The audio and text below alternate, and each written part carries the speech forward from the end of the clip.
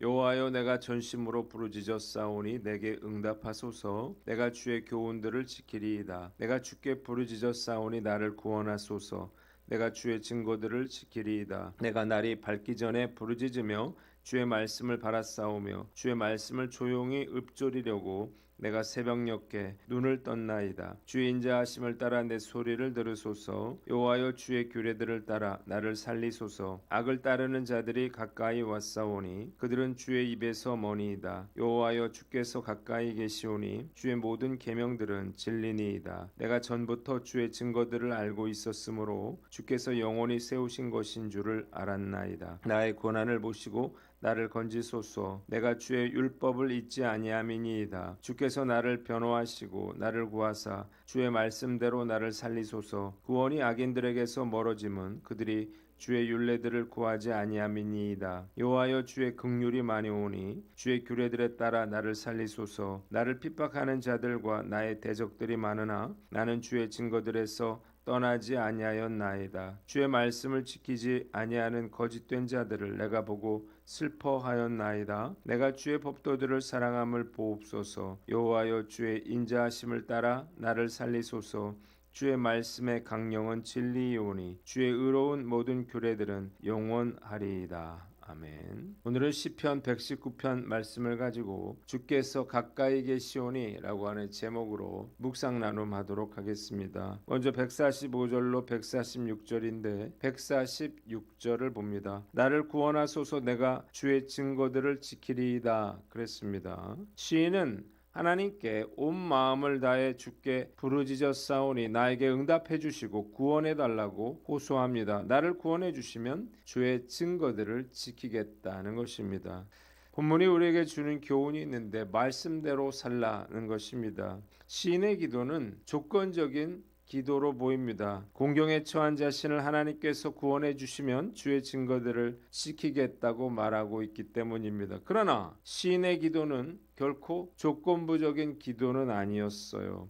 그가 지금까지도 주의 말씀을 사모하며 준행해 왔기 때문입니다. 하나님께서 자신을 구원해 주신다면 주의 율례와 계명과 법도를 더 잘 지키겠다라고 하는 의미가 되는 것입니다. 위기와 고난 앞에서 우리는 하나님의 도우심을 간절히 바라게 됩니다. 그런데 이런 상황에서 하나님께 시인처럼 기도하는 것은 결코 쉬운 일이 아니에요. 왜냐하면 제대로 우리가 신앙생활을 하지 못했다면 그제서야 말씀대로 살지 못한 것에 대한 죄책감을 갖게 되기 때문입니다. 그러나 시편 기자의 부르짖는 기도에는 전혀 이런 죄책감을 찾아볼 수가 없습니다. 이유가 무엇인가요? 그는 지금까지 말씀대로 살아왔고 앞으로도 그렇게 말씀대로 살아가겠다고 고백하고 있기 때문입니다. 누구나 이런 고백을 할 수 있는 것은 아닌 거예요. 개척 당시에 제가 성전 건축을 위해서 간절히 하나님께 부르짖어 기도할 때 저를 가장 힘들게 했던 것은 바로 사단의 참소하는 음성이었습니다. 사단은 끊임없이 저의 실수와 잘못에 대해서 참소했어요.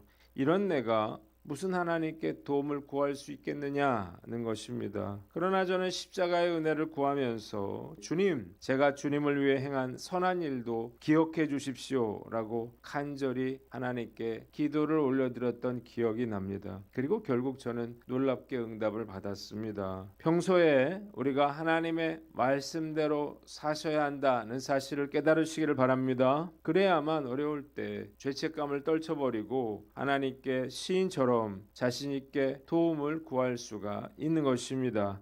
말씀대로 살지 못한다면 주마등같이 자신의 잘못이 떠올라 차마 하나님께 도움을 구할 면목이 없어지게 됩니다.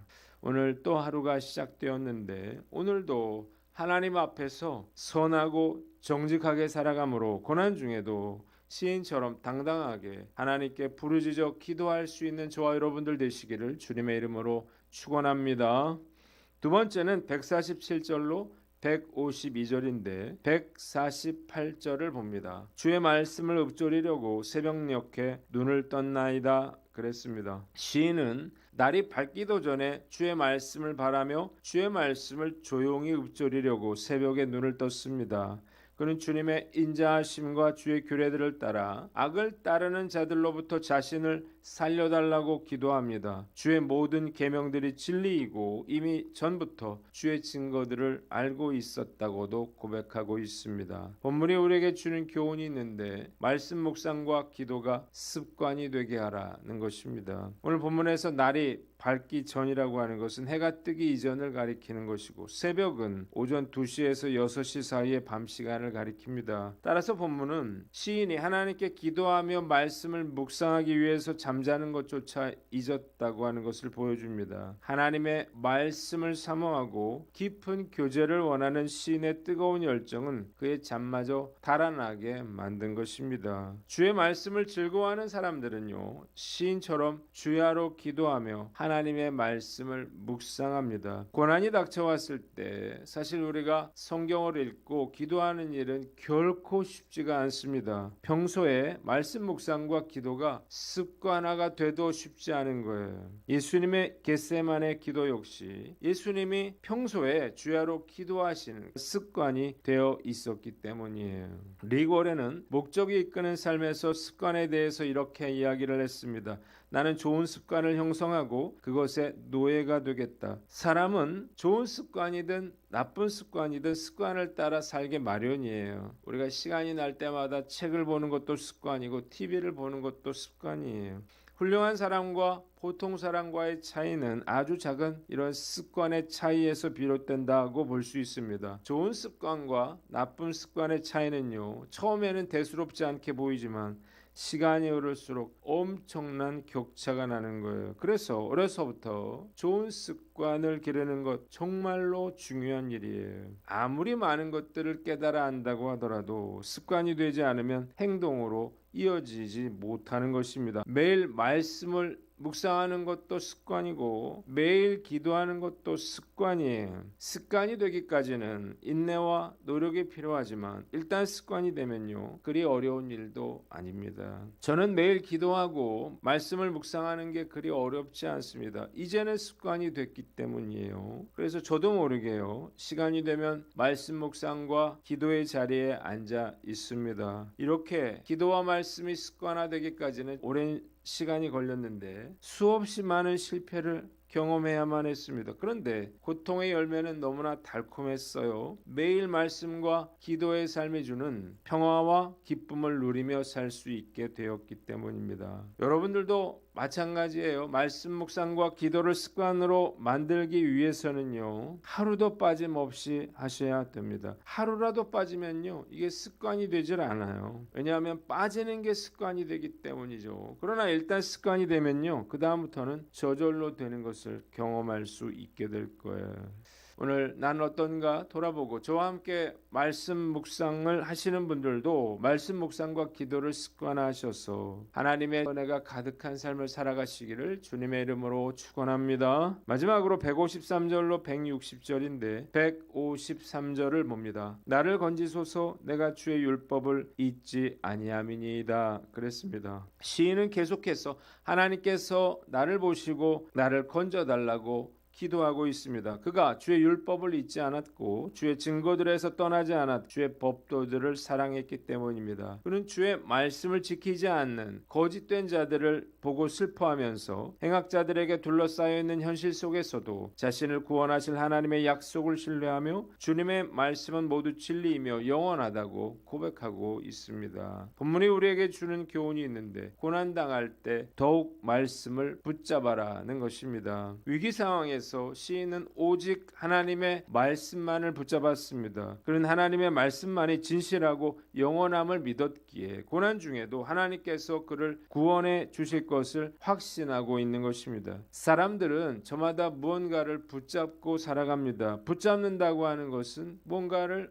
의지한다고 하는 말이에요. 무엇을 의지하나요? 어떤 사람들은 재물을 의지합니다. 재물이 가장 중요하다고 믿기 때문이죠. 그러나 재물은 정함이 없는 것입니다. 것입니다. 한순간에 사라질 수 있습니다. 또 어떤 사람은 사람을 의지합니다. 그러나 사람도 의지할 대상은 못 되죠. 우리가 의지할 대상은 하나님 한 분밖에 없는 것입니다. 겉으로는 다들 아무 일도 없어 보이지만 정말 많은 분들이 말 못할 아픔과 고통 가운데 살아가는 것이 우리네 인생이에요. 성도들도 마찬가지죠. 그런데 많은 분들이 재물이나 사람을 의지하다가 상처를 받고 홀로 그 짐을 지고 고통받으면서 살고 있습니다. 매우 잘못됐죠. 하나님의 자녀들이 세상 사람들처럼 살아가고 있기 때문이에요.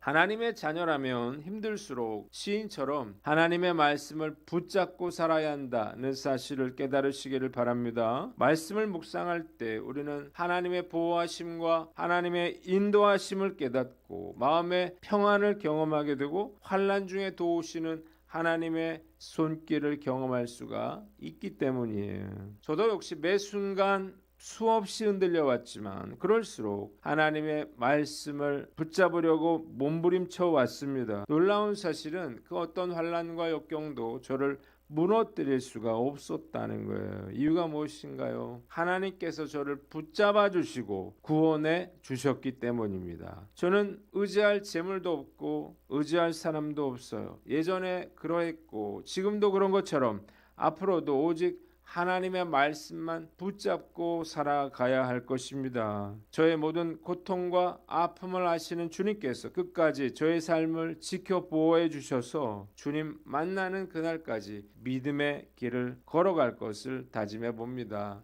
오늘 말씀 앞에서 우리 자신을 돌아봅니다. 과연 나는 오늘 내가 붙잡고 있는 것, 오늘 내가 의지하고 있는 것은 무엇인가요? 하나님 말씀 위에 어떤 것도 다 헛된 것이라고 하는 사실을 깨닫고 우리가 어리석어 보여도 고난 중에라도 하나님의 말씀을 붙잡고 의지하며 살아가는 저와 여러분들 되시기를 주님의 이름으로 축원합니다. 기도하겠습니다. 하나님 아버지, 우리가 하나님의 말씀대로 살게 하시고 말씀 묵상과 기도가 습관이 되게 하여 주시고 고난당할 때 더욱 주의 말씀만 붙잡고 살게 하여 주시옵소서.